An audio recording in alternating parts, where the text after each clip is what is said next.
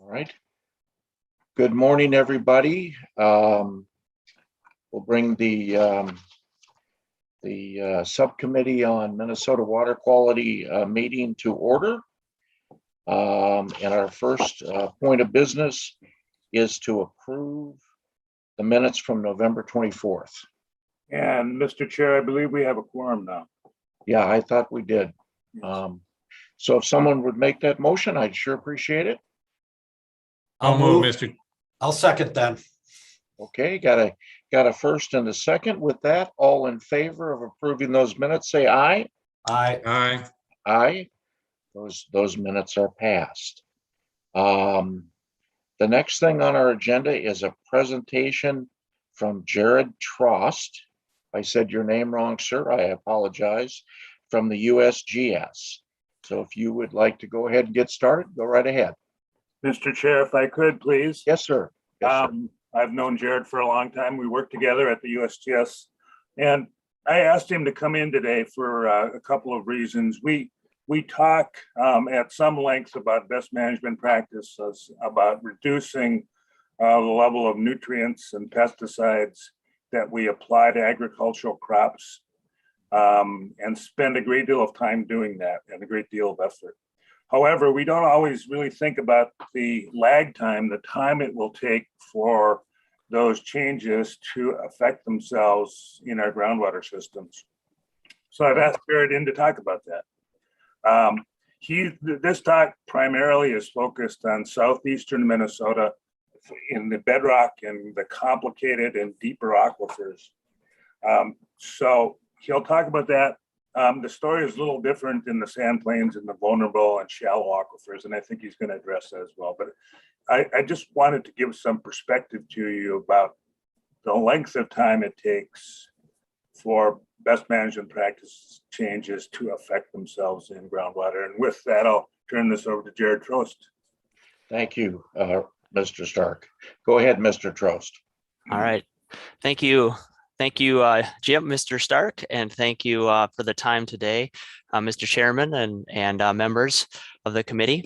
And as Jim said, my name is Jared Trost. I'm a hydrologist with the U.S. Geological Survey in Mounds View, Minnesota. And today I'm going to talk about change takes a long time in groundwater. And this is an LCCMR project. Here's the legal citation of the project, and John Niebuhr is on the call today as well, and he is the PI for this project. And so this is one aspect of the larger project, and the project is a collaboration among many folks. You can see those represented on the side here: the University of Minnesota, the USGS, the Minnesota Geological Survey, the Department of Ag, and then the study was funded through the Environment and Natural Trust Fund. So I just wanted to make sure you have a visual to think about groundwater and how long things take. And so many of you probably remember an ad campaign by Heinz Ketchup in the 80s and 90s that the best things come to those who wait.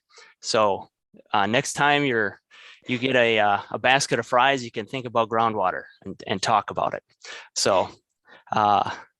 So today I'm going to just give an introduction about groundwater age, and the tracer method that we use to determine ages in our Southeast Minnesota study. And then I'll touch briefly on groundwater age and water quality trends. And then I'll get more into the Southeast Minnesota study, and then PERM study that was done several years ago, and then talk about conclusions and implications. So first, just to make sure we're all on the same page, in interacting with people, there's different ideas about groundwater. So I want to make sure we're starting from the same place. And so groundwater is basically places below ground where the spaces between rocks or sand grains or whatever the material is filled with water rather than air. And so if you think about your backyard, if you dig a hole in your backyard, that's soil and it's filled with air. But if you are in a groundwater situation, you dig a hole, it'll fill with water. And so it's just places where the void between things is filled with water. And here's just a little schematic. This is a house with a well drilled, and you can see the well goes down into the bedrock, and then there's water filling the space, and then the water flows into the well. And so then the question becomes, what is groundwater age? And that's really what we want to focus on today.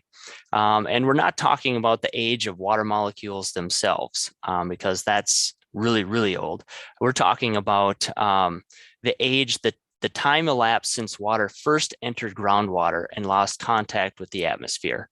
And so just a few things to highlight on this figure. So here we have the unsaturated zone, which again is where the pore space is filled with air rather than water.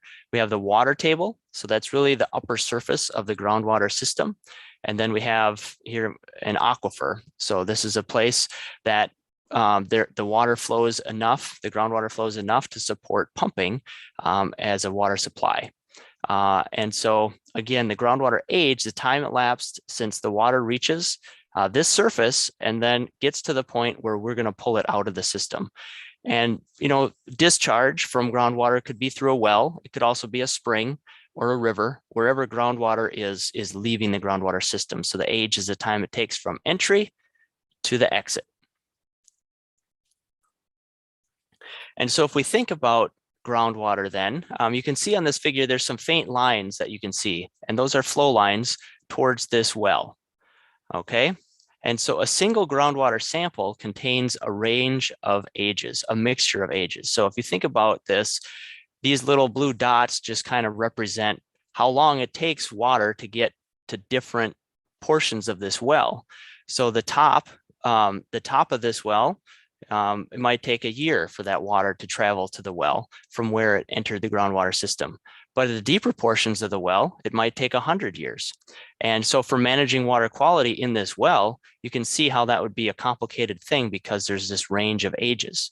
And so what we can do when we collect a groundwater sample, we're basically getting a big range of ages. And so this is the fraction of the sample on the y-axis and the age in years before the sample on the x. And I just show this because this line shows that the sample is a mixture of all kinds of different ages. And just similarly, like in the Minnesota legislature, right? It's a single group of people, but you could draw a similar graph saying, what are the ages of the people in this group? And so when we pull a water sample from a well, we're getting a whole range of ages. We envision the water in that well as being many discrete parcels. And when we pull a sample, it's a mixture of parcels of water. And so how can we determine what that age distribution is? And so there are many atmospheric tracers, chemicals that have been used throughout the past. So tritium is a well-known one, and we use that quite extensively for sampling in Minnesota. There's a lot of bomb testing around the World War II era, and that caused tritium to increase in the atmosphere. Other industrial chemicals that make good atmospheric tracers are chlorofluorocarbons and sulfohexafluoride. And they have different histories. Shown here is tritium in precipitation. So you can see back in the 1950s and 60s, we had really high tritium, and it's slowly been declining as we haven't been testing bombs in the atmosphere anymore. And there are similar histories for the CFCs and for SF6. So the atmospheric tracers are good because they're in the atmosphere, and water that's in the atmosphere comes in contact with them, and an equilibrium concentration results in the water. And so as these raindrops, they accumulate these chemicals, and then eventually they reach the groundwater system. And after that water reaches groundwater, they're cut off from the atmosphere. And so the concentration in that water is retained then until that water gets to where we collect it or where it discharges. And so you can see again that we have atmospheric concentrations in this sample. If this entered the groundwater system in 1960, it would have a really high concentration of tritium. And a sample that entered in 2020 would have a lot different concentration of tritium. And so just by knowing these well-known tracers with well-known histories, we can then begin to assemble what ages look like using these tracers. And the way that we do that is, I'm just talking about this method today. This is a USGS approach. which builds on lots of work by many people, but kind of assembles it in an easy to use package. So it's something called Tracer LPM, and it's a modeling approach. When we go out and measure concentrations of these tracers in the field, we can then do modeling to come up with age distributions of the samples. There are other methods to do this today, but we're just going to focus on this tracer method today. And so the basic process that we used for our Southeast Minnesota project, so step one was we selected the tracers that we were going to use. And so for our study, we used tritium, CFCs, and sulfahexafluoride. Again, they're well-documented tracers, pretty commonly used for studies like this. Step two, we go out and collect samples. And because these are dissolved gases, well, tritium is not a dissolved gas, but CFCs and SF6, they're pretty sensitive. So it takes, you have to be really careful when you're sampling for these things, and some special equipment is required. Step three, you get those concentrations and you calibrate an age model with sample concentrations using the Tracer LPM program. And then step four, you can predict using the calibrated age models to see what's going to happen with water quality. And really, the goal here is to just understand the timing of when things are going to happen. And so I wanted to mention this too. If you guys are really intrigued by this this conversation and these topics, the USGS has put out a kind of a fun interactive web tool where you can look at, change things about your aquifer and just understand what a trend in water quality, how that relates to the age and when a contaminant was applied to the landscape. And so if you just Google USGS GMACT, it's not a term that just rolls off the tongue. They've come up with a lot better acronyms, but it is memorable. So that's something that you could try on your own at some point. Okay, and today I'll touch on the Southeast Minnesota study and the results that we got from there. So there's some, I just wanted to introduce you to kind of the background and the approach that we've used, and now we'll move into the study. So the title of this project is Setting Realistic Nitrate BMP Goals in Southeastern Minnesota. And John Niebuhr, who's on the call, he's the project manager for that. And then again, here's the legal citation for that project. And so Southeastern Minnesota, as Jim mentioned, has some unique geology in the state. It's a karst terrain. And I would use the term driftless, but at a recent meeting, they said that term doesn't necessarily apply. But anyway, it's a unique geologic part of the state, and there are lots of springs. There's a lot of monitoring going on, and there are a lot of confusing trends in water quality that we see, from springs, streams, wells, so on and so forth. And so there's an eagerness to understand what's happening with the water quality and what can we expect. How are things going to change? And so we sampled at 4 different watersheds, Trout Brook, which is in Meesville-Rameen Park on the southern edge of Dakota County, and then Crystal Creek is in Fillmore County, and then 2 different sites in Houston County, Bridge Creek and the Highway 76 spring. And and I'm just going to launch right into the results here. So our calibrated groundwater age summary. So here you can see the red dots, and the red dots represent approximately where in the vertical geology we sampled these springs. And so this is just a generalized representation of the geology of southeastern Minnesota put together by the Minnesota Geological Survey. And the main take-home message I want to show you here is that the water in these springs, even this spring near the top of the geologic stack, contains a mixture of modern water and pre-modern water. And what I mean by that is, using the tracer method, we can get information, detailed age information for samples that where water entered the groundwater system after 1953. And that's represented by the red here. The blue is pre-modern, so that is water that we don't have a good ability to date. It's older than 1953. And so we can see that these springs, 3 out of 4 of them, are a mixture of datable water and some undatable water because it's older. And so that suggests, if you're thinking about water quality at springs and trends that you see, you may have, it might take 100 years for that pre-modern water to reach that spring. And that has implications for what we'd expect to see based on what we're doing on the land surface. And so springs are not just recent water. Some of these springs contain some really old water. And then we collected 10 samples from the Prairie du Chien and Jordan aquifers, and those are frequently used water supply aquifers. And most of the samples had mean ages of the datable portion between 32 and 42 years old. I'm 43, so that means if I would have dumped something on the ground on these sites, it might just be showing up now in some of these wells. And so at this deep part of the system, we're talking about decades. And I think maybe something interesting to think about is, so the Jordan is used for a water supply aquifer quite a bit, and nitrate levels are generally low. But then the question becomes, are they low because nitrate won't get there, or other chemicals won't get there? Or are they low because it hasn't reached it yet, based on how we've been using the land and how we've been managing the landscape?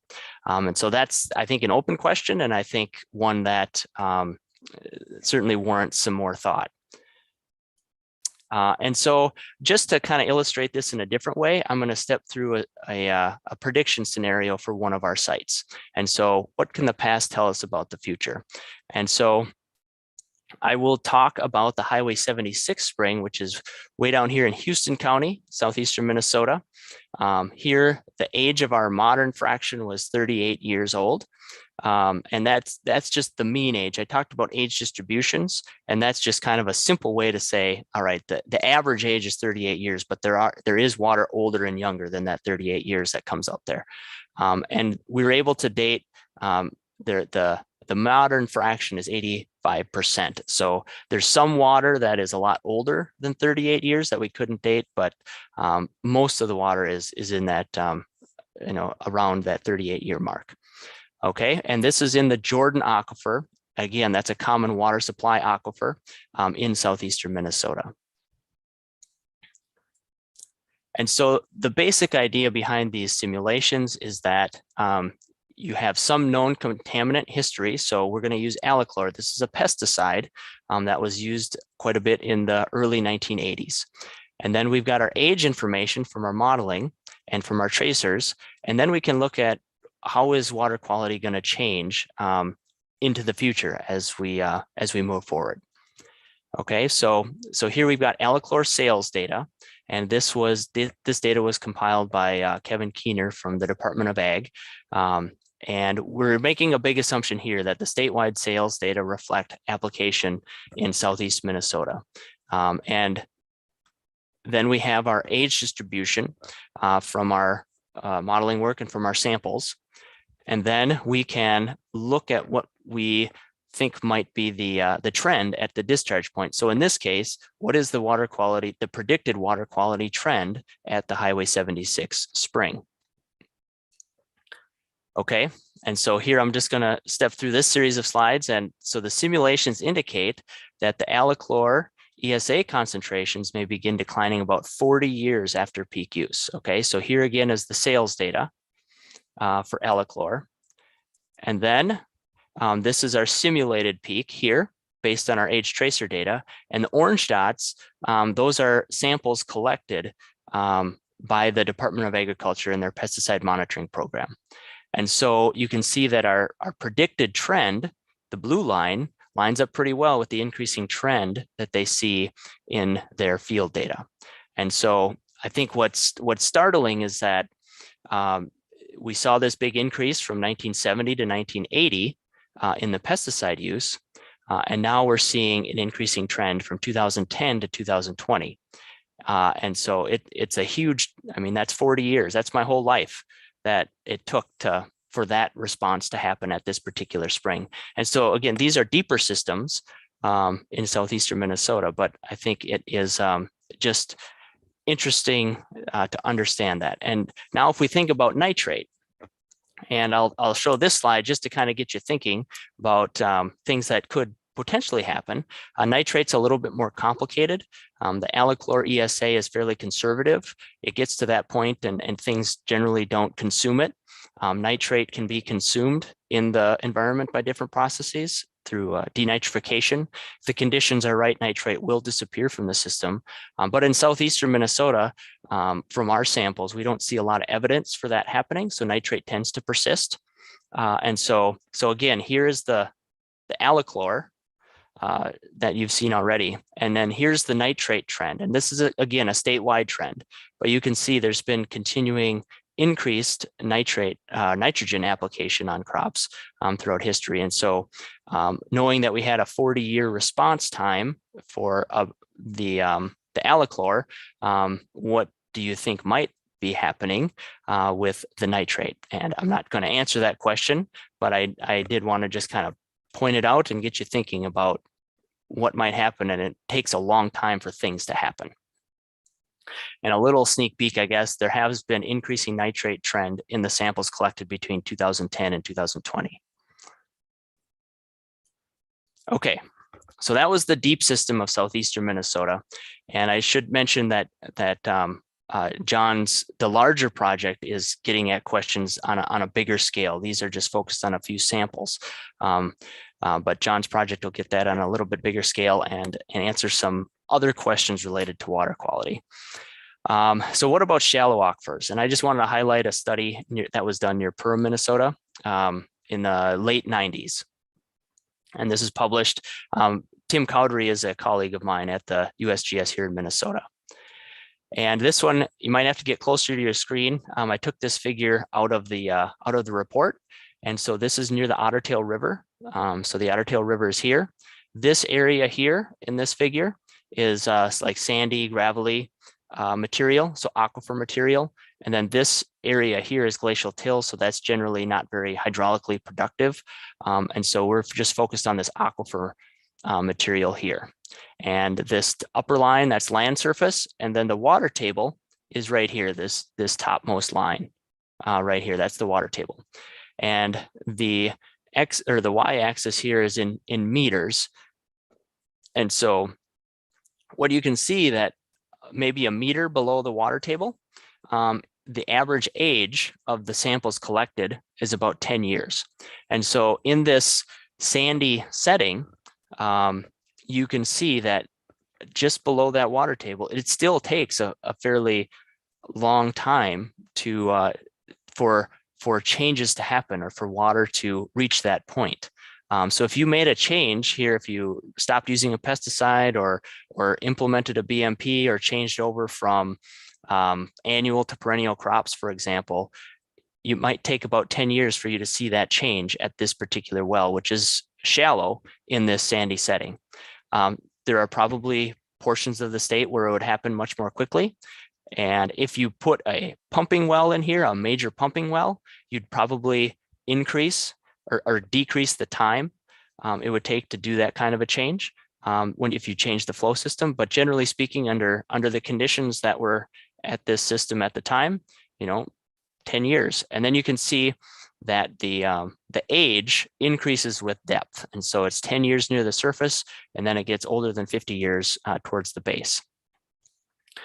And you can see that at this discharge point, if you wanted to try to manage the water quality of the Otter Tail River, you can see here that groundwater discharging at the Otter Tail River ranges in 10 to over 50 years.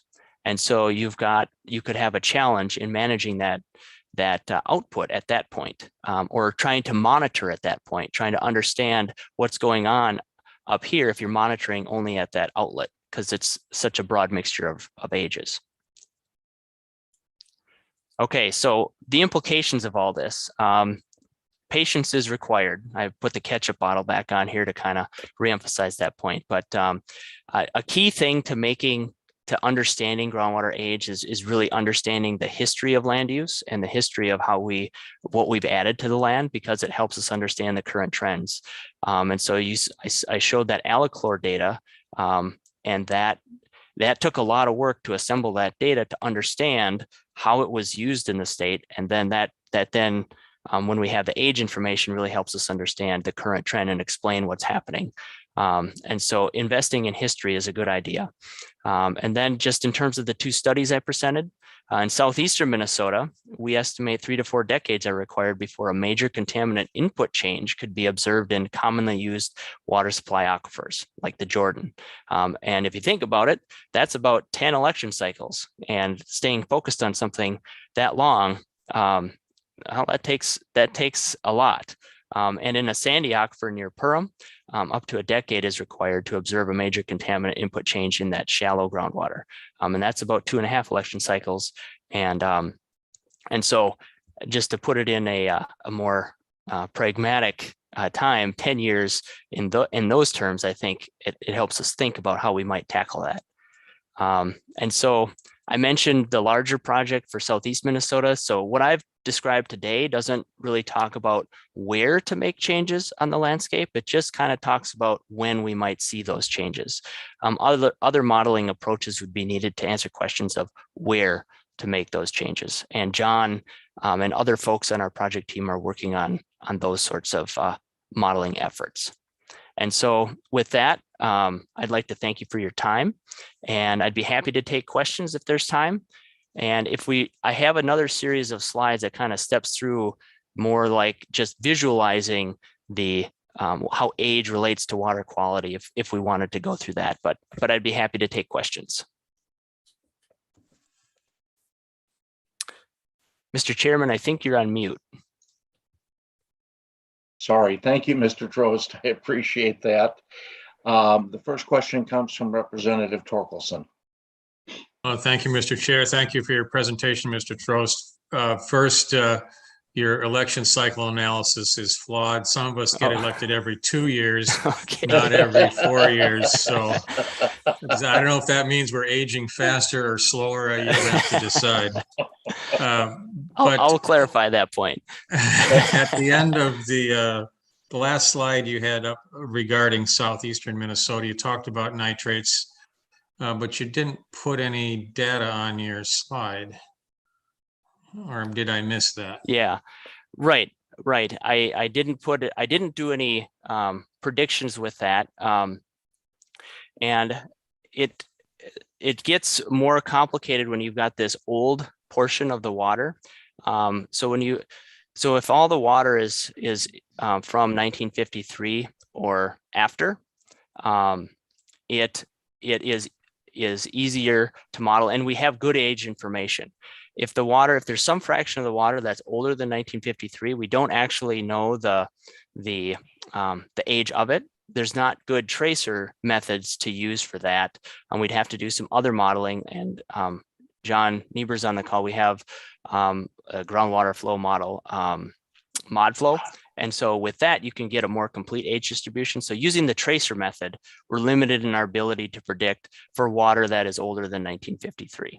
And so for that reason, I didn't include that here, because you get mixing happening, and our model wouldn't be that accurate for that. So I didn't do simulations, and I didn't show the field data, but the field data have been collected, just span the range of 2010 to 2020. So if I may follow up, Mr. Chair. Yes, go ahead, Representative. Thank you. So you were able to do that for the allichlor data because there's no background allichlor, or that's where I'm confused. Yeah, right. So so we did the allichlor scenario because all of the allichlor use fell within our datable range. So 1970 to 2010. And so it's a very concise. It wasn't used before that, and it hasn't been used after that. And the water could, and so we can catch that peak in the water. The nitrate is more complicated because the nitrate use history goes back a lot farther, and we don't necessarily even have good nitrate use history before 1960. Kevin from the Department of Ag put together a statewide history up to 1960, but then what happened before that is not well known. And so also, I guess that's another big reason why we didn't simulate that, because what I'd be showing on the graph would be coming from an unknown history because we don't know that nitrate use or the nitrogen use history. And so that is another reason, why I didn't show those predictions here. And really the main purpose of this graph was to just get us thinking about how we're applying nitrate. Like one of the things, so this graph in and of itself is a little bit, it can look dire, but certainly crop use efficiency of nitrate and nitrogen has increased with time. And so there's a lot of steps between that sales data and what we see in the aquifer. And it's a little bit more complicated for nitrogen because of those sorts of things. Like I said, allichlor, when it reaches groundwater, it basically stays like a tracer and continues to move. Nitrate can change, and nitrate can be used by the crops. And like I said, crop use efficiency has increased with time. So we've applied more nitrogen, and how much of that mass is actually reaching the aquifer, that's a whole nother modeling effort. But the purpose of this graph was to get you thinking about those things. Mr. Chair. Yes, go ahead, Representative Torkelson. Thank you, Mr. Chair. Well, I agree with everything you said. And I think the bottom line here is that nitrates get really complicated really quickly. There's a lot, but there's a tendency in the media and in the legislature, honestly, to oversimplify the nitrate question and the application versus impact on groundwater. It's complicated, and it's there's not just one source either. You talked about application, but it's, I apply manure on my farm too, and that's certainly got an impact on nitrates. Thank you for your presentation. Very interesting. Thank you, Representative Torkelson. Representative Fisher. Thank you, Mr. Chair. And my questions, I think, pick up a little bit on what Representative Torkelson was asking. Is as I look at the data for the nitrogens, you're taking a look at the red line there, and we see that's applied on a statewide basis. During that time frame, one of the questions I have, do we have the information showing that, part of the reason it's going up is because we're applying it on more acres that didn't have it before. And as a result, if you're applying it on more acres and you're doing a better job of applying it, more of it might be being used now than was historically. Would that be one of the things that might also be part of the that makes it so complicated? Representative Fisher, thank you for the question. Yes, so the sales, so this is purely just like statewide input. Right. And whether the logic holds that this represents that little corner of the world at the Highway 76 spring, that is an open question. And so, yes, we've certainly taken more acres. And actually, I don't have that graph. That would be something good to add about acres farmed in Minnesota compared to, and so getting more of a rate question rather than just the raw sales data. Nitrogen application rate per acre would give us more of a clean picture of what you're suggesting. So yes, that would remove that question from it at least. But again, how it relates to that specific place in southeastern Minnesota, we have statewide data, but it's hard to say. It's hard to get at these questions on that level to see to explain in detail trends at specific springs. So, Mr. Chairman, if I may. Yes, go right ahead, Representative Fisher. Thank you, Mr. Chair. So if I'm understanding right, is the reason it's hard to quantify is because we really don't have the data that is specific to that region for, say, nitrogen. All we have is for the entire state. And it's really hard to figure out how much of that was, how much of that graph is actually for the area around the springs that you're testing. Is that correct? Representative Fisher, yes, that's correct. All right.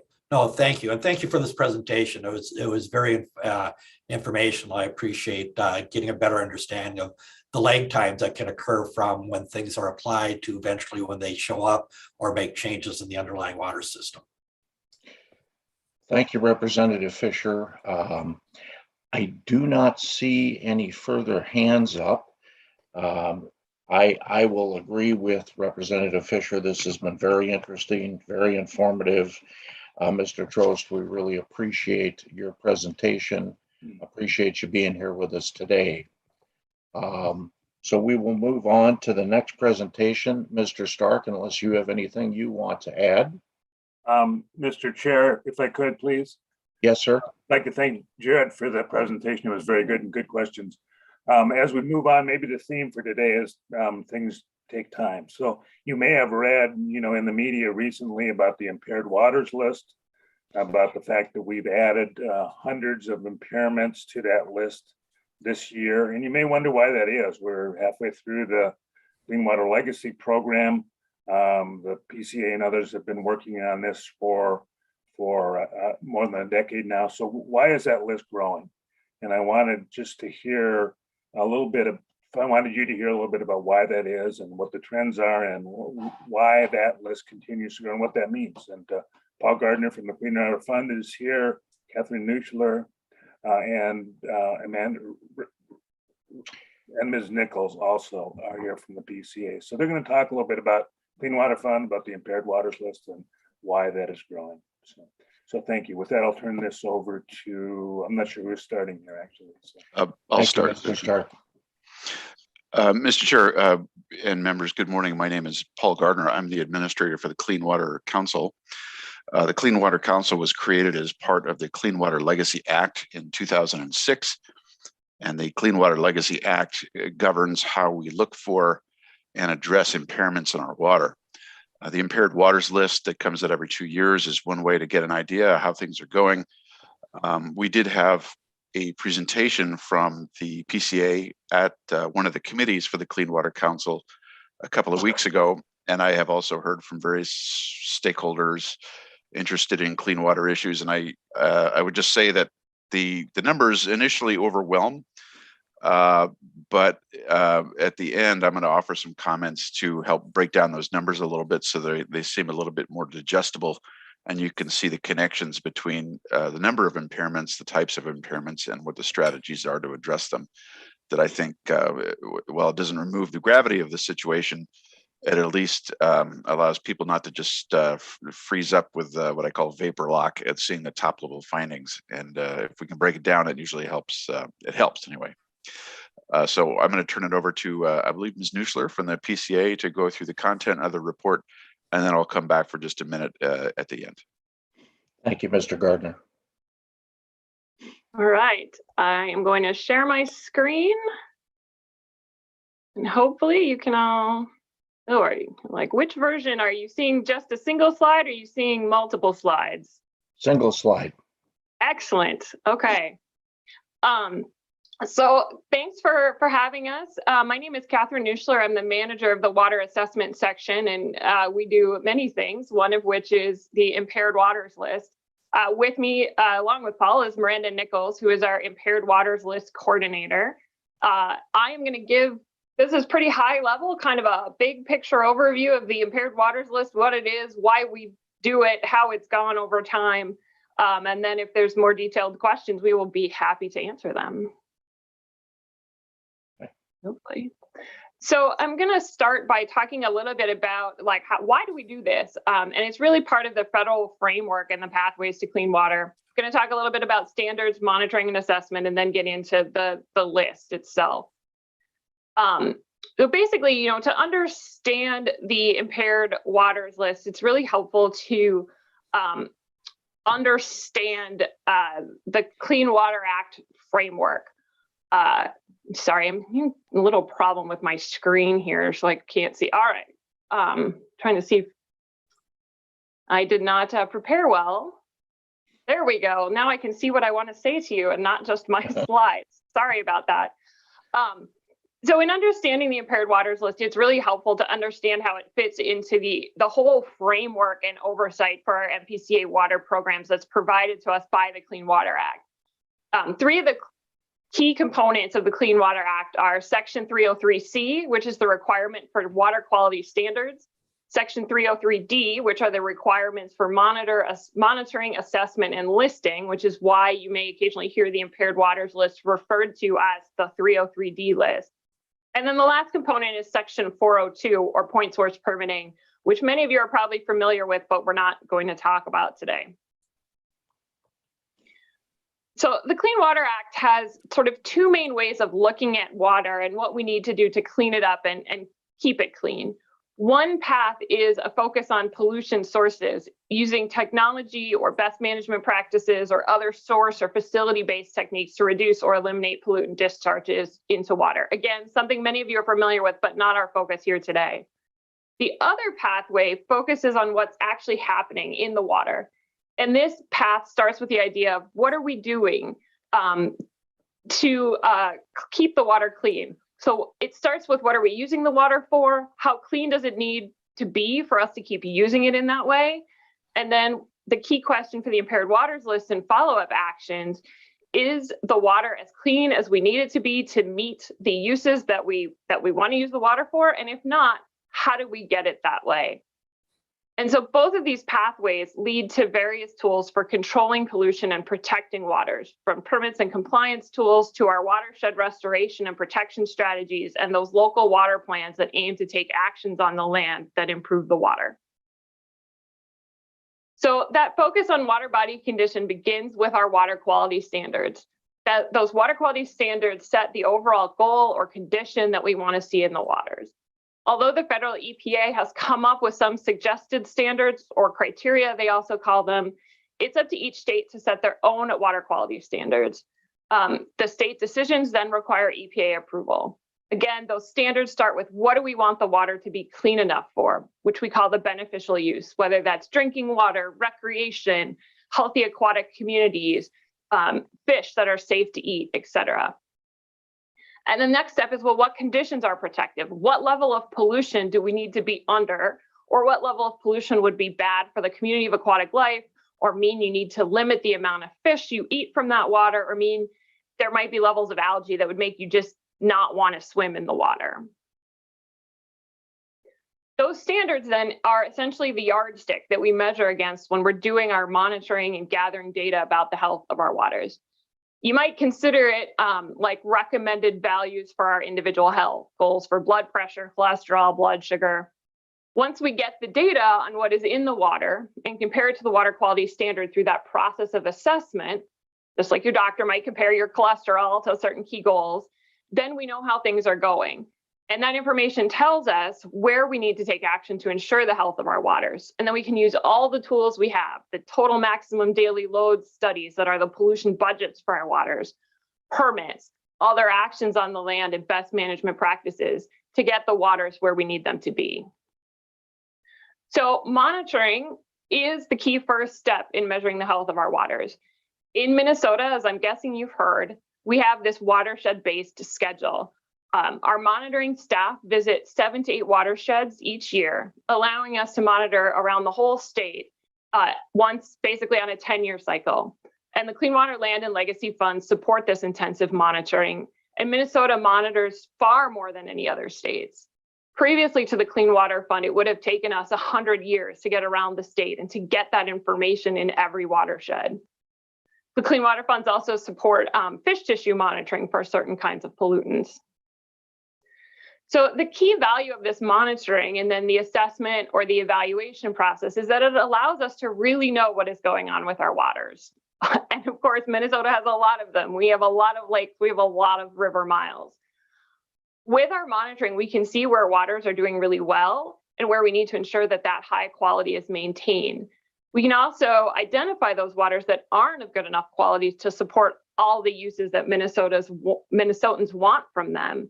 And those are the impaired waters. And so then that we can work to improve and to restore them. So the impaired waters list is required under Section 303D of the Clean Water Act, and we have to update it every 2 years.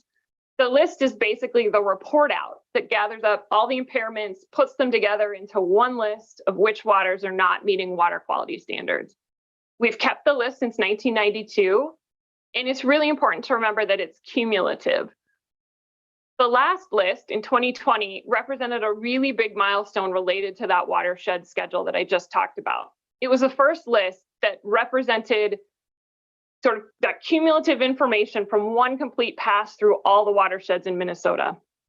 The 2022 list, which is draft and currently on public notice, and Miranda's been hosting a series of public meetings on, is the first list that provides us with information from going back through that set of watersheds on that 10-year cycle.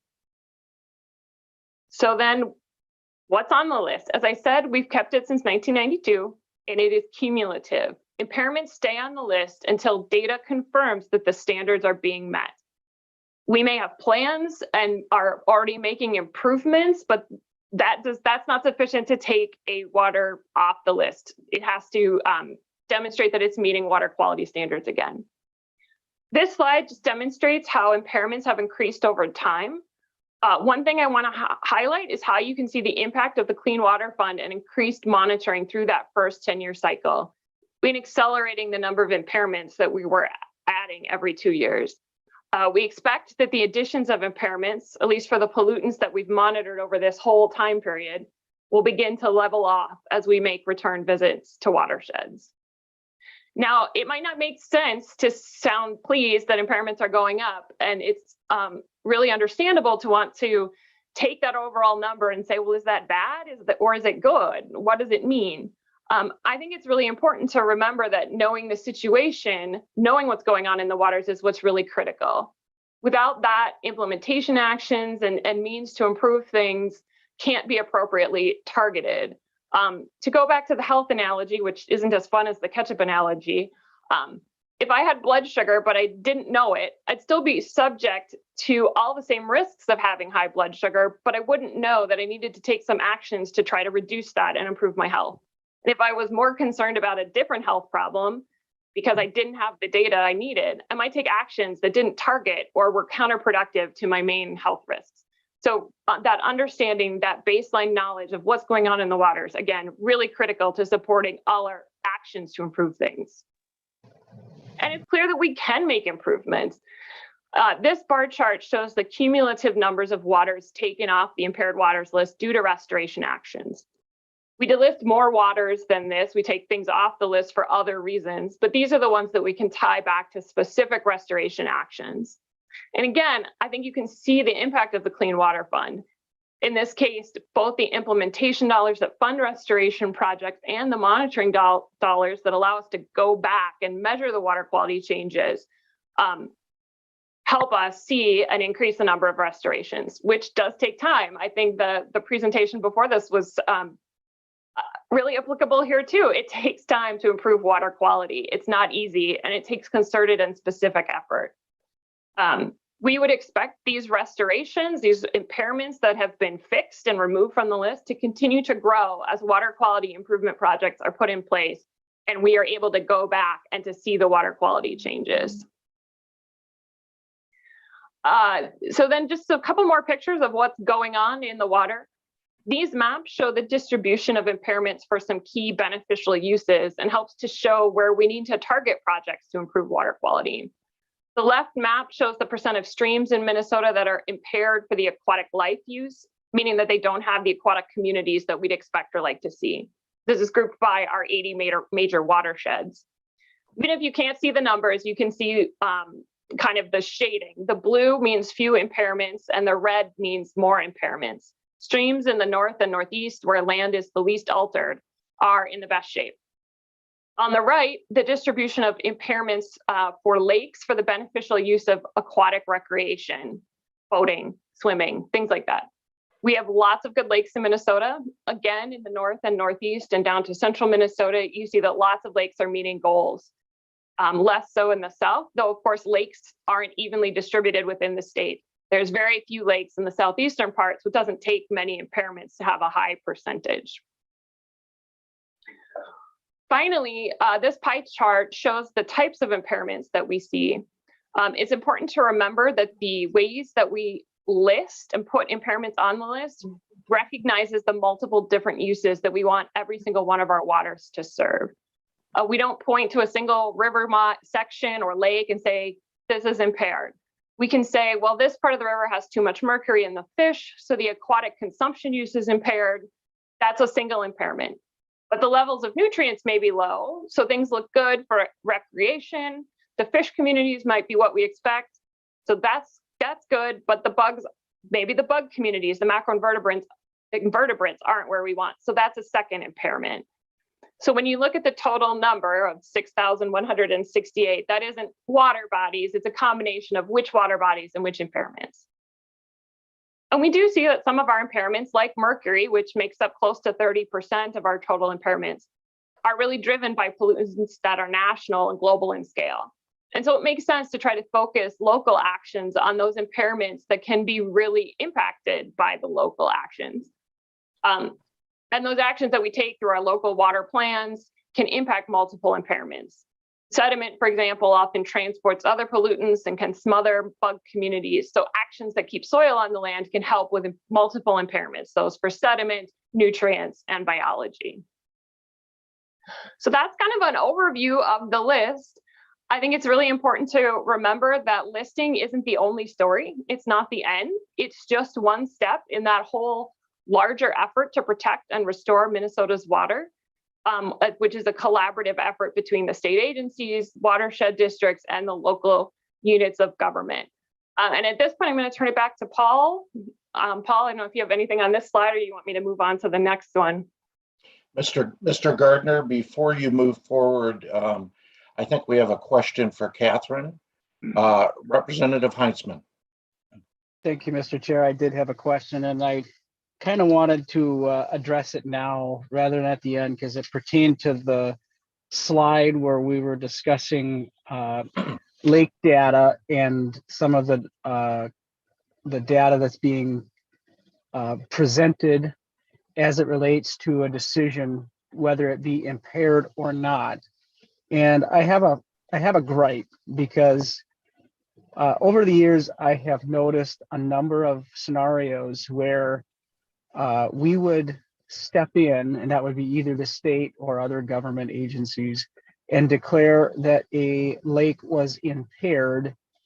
And it was frustrating to me because if you had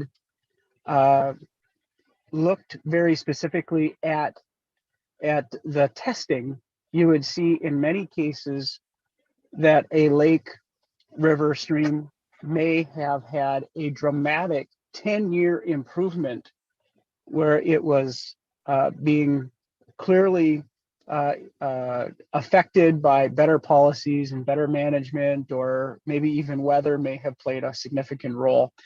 Yet experts, quote unquote, would come in and still make a decision and attempt to drive decision making by declaring that overall that data that we were collecting showed a decline in water quality.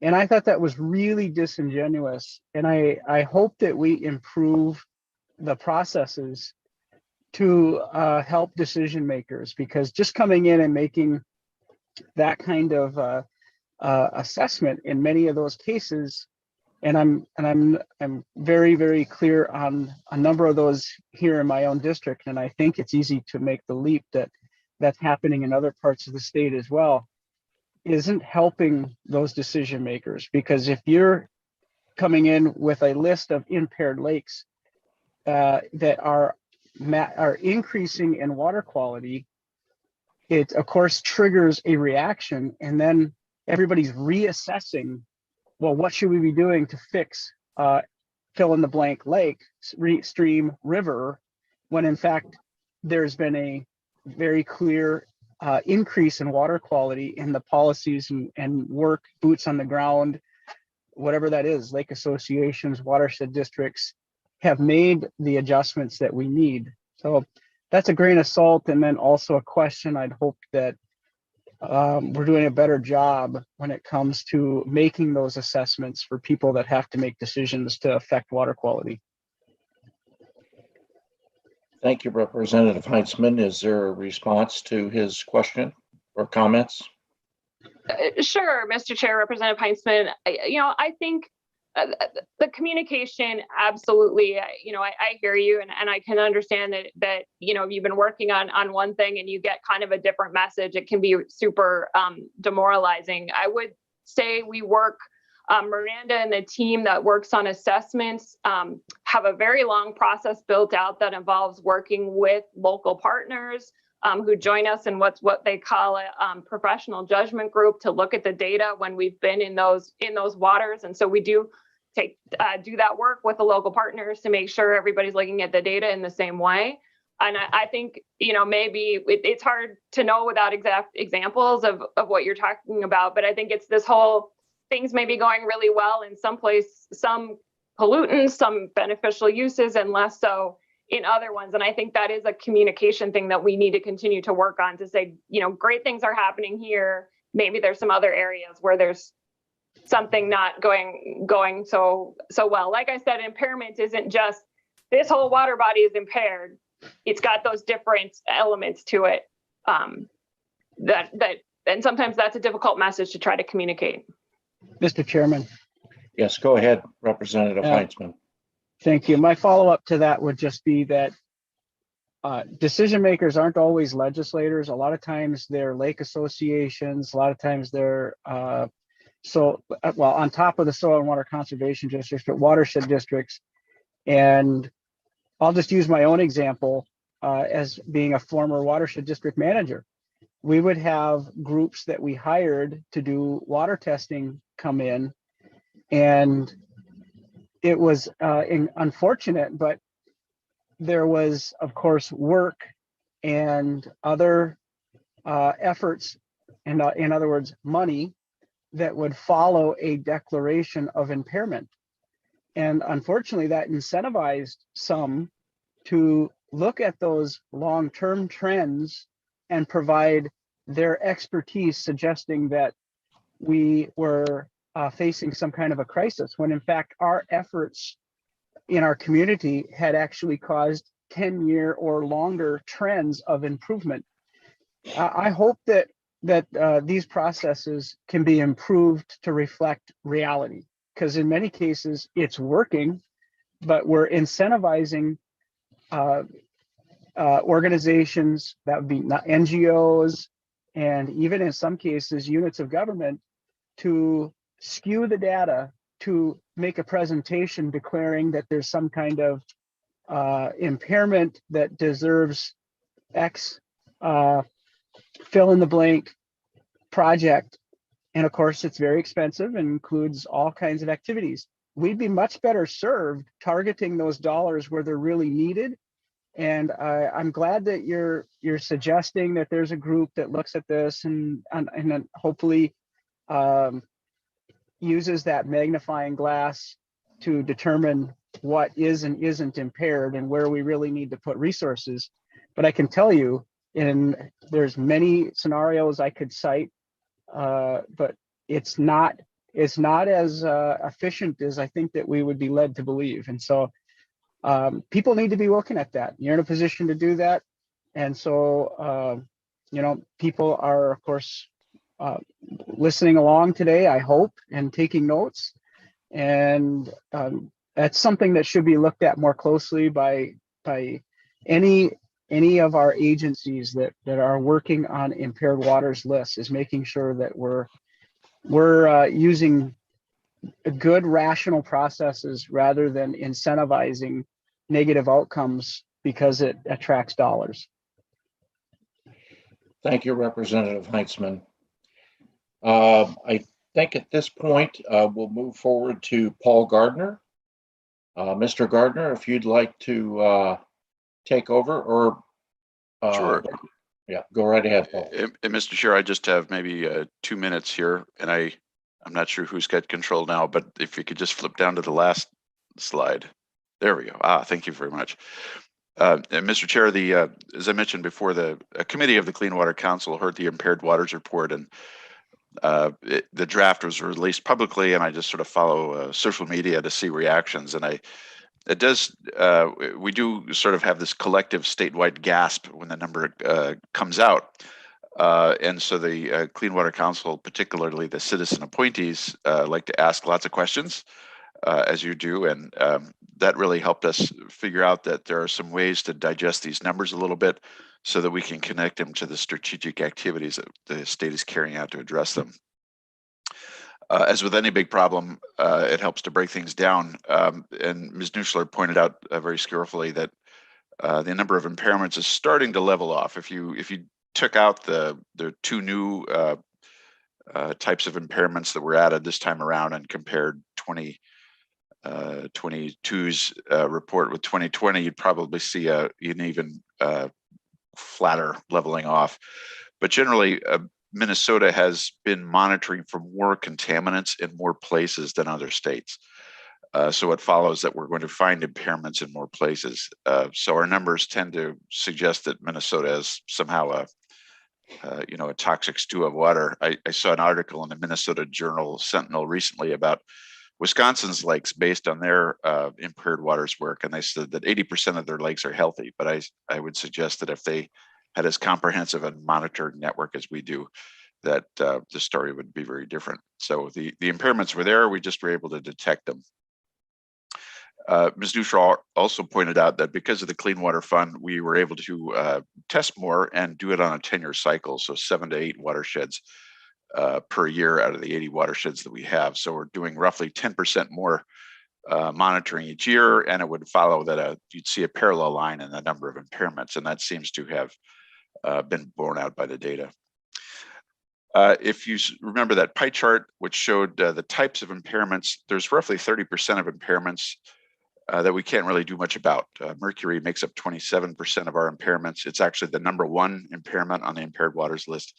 And that at least 90% of that comes from airborne sources that come from outside the state of Minnesota. The number of coal burning power plants outside Minnesota has gone down, and so the amount of emissions there has actually gone down. But we're still finding the mercury in our lakes. So there isn't really a whole lot we can do either with the Clean Water Fund or the Environment and Natural Resources Trust Fund or the Outdoor Heritage Trust Fund or the Outdoor Heritage Fund. For the remaining 70% of those impairments, we actually have a systematic way to address those. The biggest chunks there are things like bacteria, nutrients, total suspended solids. Those are the kinds of projects that all of our state agencies and local partners and the University of Minnesota are getting after. But it does take sometimes a decade or more to be able to get those things off the list once they're addressed. But it does, the impaired waters list also, along with all the other planning supported by the Clean Water Fund, allows us to prioritize where to focus on impairments. We probably won't be able to address every single one of them through the tenure of the Clean Water Fund, but we're able to prioritize the ones that can do things like feed into recreational lakes or that are in the drinking water supply management areas, such as the ones that Representative Poston and Senator Rieger saw on our field tour in the Southwest. The other positive sign, again, there's plenty of grave data here, but some good news here is the number of delisted impairments is starting to accelerate. And this is something we expect to go up even more 2 years from now as a lot of restoration and protection projects pay off dividends. But as Ms. Neuscher pointed out, it does take time. It's not something where you can flip a switch. You have to engage a lot of local partners and landowners, find willing landowners, and employ best practices and the like. I've learned more about culverts in the last 2 years than I ever thought possible, and what impact they have on water quality. We actually could knock out quite a few impairments if we were able to snap our fingers and change the design of many culverts that go under local roads. So, Mr. Chair, I just wanted to end it there and let you know that the citizen members of the Clean Water Council are asking a lot of the same types of questions. I certainly will, Representative Heinzman is on the council as well, and I certainly will bring back to our committees his question about incentives and the like that I think is an important thing to think about. So thank you. Thank you, Mr. Gardner. I do not see, let's see, I do not see any hands right now with questions, but I do want to just mention something to you. Representative Heinzman and I share the Gull Lake chain, and we have a great lake association that's doing really good work. And we have a group that has created what they call a Lake Stewards program. And currently, that Lake Stewards program, I believe there's over 100 properties on the chain now that are doing these best practices. It's making a difference on one of our impaired lakes that is on the chain. And other chains, other lakes associations are starting to use their program. And I would love, and I think Representative Heitzman would as well, love to get them in front of the Clean Water Council to talk about what they do and how they do it, because it's really effective. Every time we add a lake steward, our chain gets better. And our businesses are doing it, and homeowners are doing it, and it's making a really significant difference. So if you can get us on the agenda at some point in time, I'd sure appreciate it. Mr. Chair, thank you. And you've mentioned that before, and we do have you on the list on 2022. I'm actually a Minnesota water steward through my watershed district here in Ramsey County. And I don't live on the lake, but I live near the lake. Yeah. And I like your phrase, the more people who participate as stewards, the better things get. Yeah. I would say that one complaint we do get a lot on the council is that the number of impairments isn't currently going down, and yet we know that there is progress being made in hundreds of places. And to be honest, we would love to be able to take things off the list because things are improving, but they are, there's a line that you have to cross with 2 data sets before we can do that, and we have to submit that list to the EPA also for approval. So we find that we're making good progress with many observers, doesn't cut it. And so I'd like to be able to say that it's even better than it looks. So appreciate it, Mr. Gardner. It looks like Mr. Stark, you have a question? Yeah, Mr. Chair and members, thank you. So I think we can appreciate that this whole process of impaired waters and changes to improve them are very complicated. Paul and I actually started this conversation about this presentation, wondering if there would be a clear and simple and concise kind of message that you could use with your constituents. So to try to explain the complexities in a way that's simple to them, and maybe something to think about over the next month and discuss. But if there's a fact sheet, a paper, or something that you could use and hand out to your constituents, that would be very interesting for us to try to work on. So to try to explain the complexities in a way that people understand and see the progress that's being made. Thank you, Mr. Stark. I agree. I do not see any further hands. So thank you, folks, for the presentation. And Mr. Stark, I think we'll move on to the legislative agenda. And that, if you'll take that ball and run with it, go ahead. Mr. Chair and Catherine, if you could bring the presentation back up and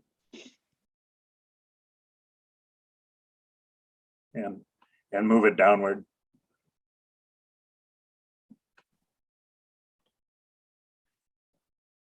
Catherine, can you go to the next several slides? Oh, sure. Sorry, I didn't know what you meant by downward.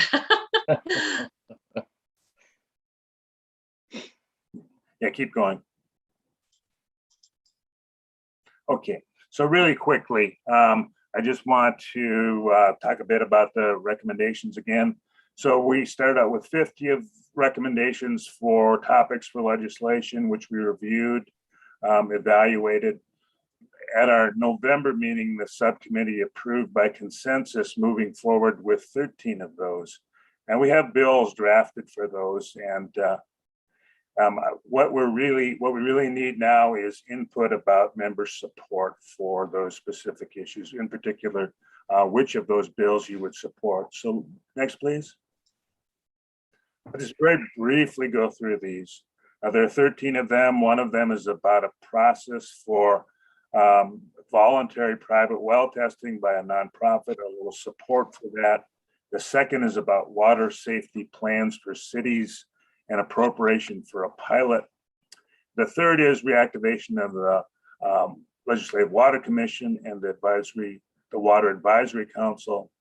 The fourth is ensuring that everyone has drinking water free from lead. Next, please. Then identifying vulnerable aquifers, a coordinated process to look at the monitoring that's being done around the state. Defining sustainable groundwater limits using some new technology that's been available now through the Minnesota Geological Survey and the DNR.